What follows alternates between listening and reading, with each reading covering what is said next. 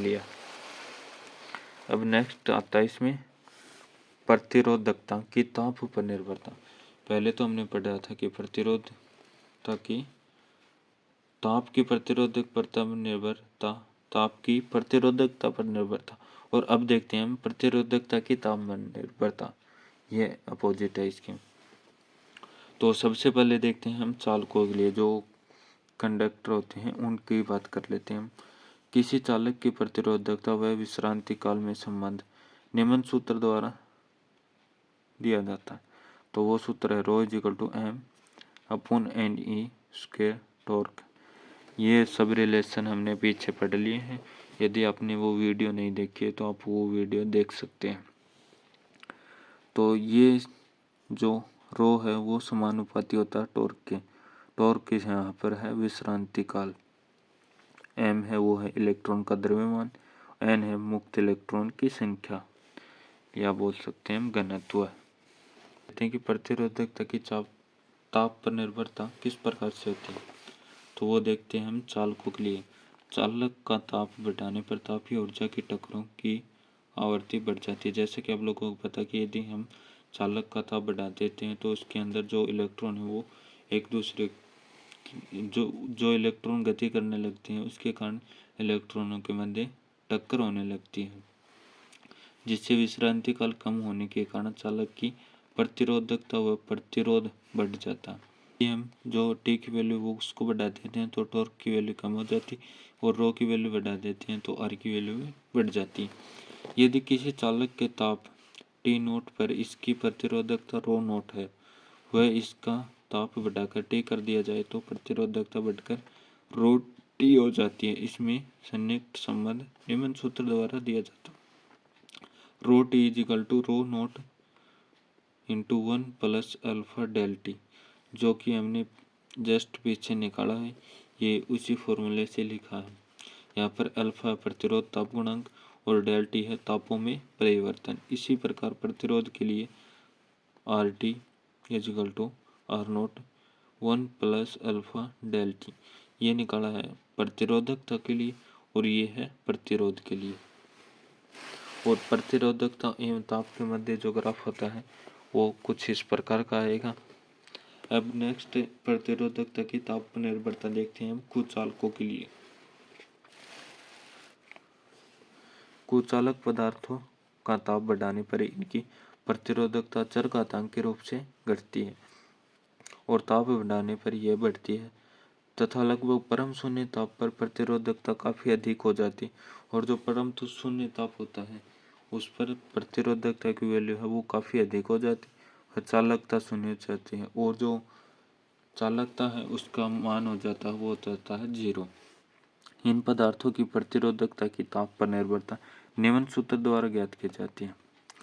यह सूत्र Eg/2 kB T रो = रो note E। यहाँ पर kB है वो है बोल्ट्जमान नियतांक, T है केल्विन में पदार्थ का ताप, और जो Eg है वो है चालक बैंड एवं संयोजन बैंड के मध्य विसर्जित ऊर्जा अंतराल। नेक्स्ट देख लेते हैं हम प्रतिरोधकता की ताप पर निर्भरता अर्धचालकों के लिए। अर्धचालकों जैसे सिलिकॉन, जर्मेनियम का ताप बढ़ाने पर सहसंयोजी बंध तेजी से टूटने लगते हैं। जैसा कि आप लोगों को पता है कि जर्मेनियम और सिलिकॉन का ताप बढ़ाने पर उनके सहसंयोजक बंध टूटने लगते हैं, जिससे आवेशवाहकों इलेक्ट्रॉन व होल की संख्या में तेजी से चरघातांक के रूप से वृद्धि होती है, जिसके फलस्वरूप प्रतिरोधकता कम हो जाती है व चालकता में वृद्धि हो जाती है। प्रतिरोधकता व ताप में अचालकों के लिए जो ग्राफ आता है वो कुछ इस प्रकार के आता है। नेक्स्ट, किसी चालक के लिए यदि प्रतिरोध ताप गुणांक अल्फा धनात्मक है तो इसका तात्पर्य यह है कि ताप बढ़ाने पर इसकी प्रतिरोधकता बढ़ेगी, जैसी सभी चालक धातुएं। जैसा कि आप लोगों को बताया गया है कि प्रतिरोध ताप गुणांक जो अल्फा की वैल्यू वो यदि धनात्मक है तो इसका मतलब है कि जो प्रतिरोधकता है वो बढ़ेगी ताप बढ़ाने के साथ, और ये होता है चालकों में या फिर धातु जो मेटल होते हैं उनमें।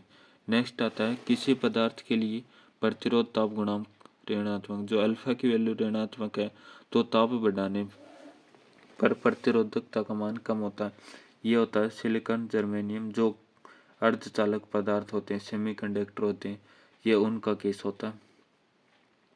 नेक्स्ट आता है इसमें अतिचालकता व अतिचालक पदार्थ। अतिचालकता है अतिचालक पदार्थ क्या होते हैं?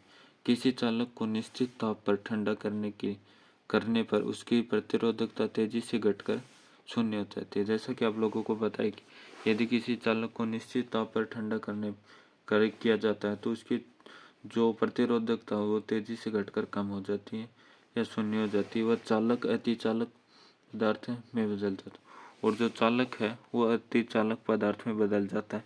इस गुण को अतिचालकता कहते हैं। क्लियर। नेक्स्ट आता है क्रांतिक ताप।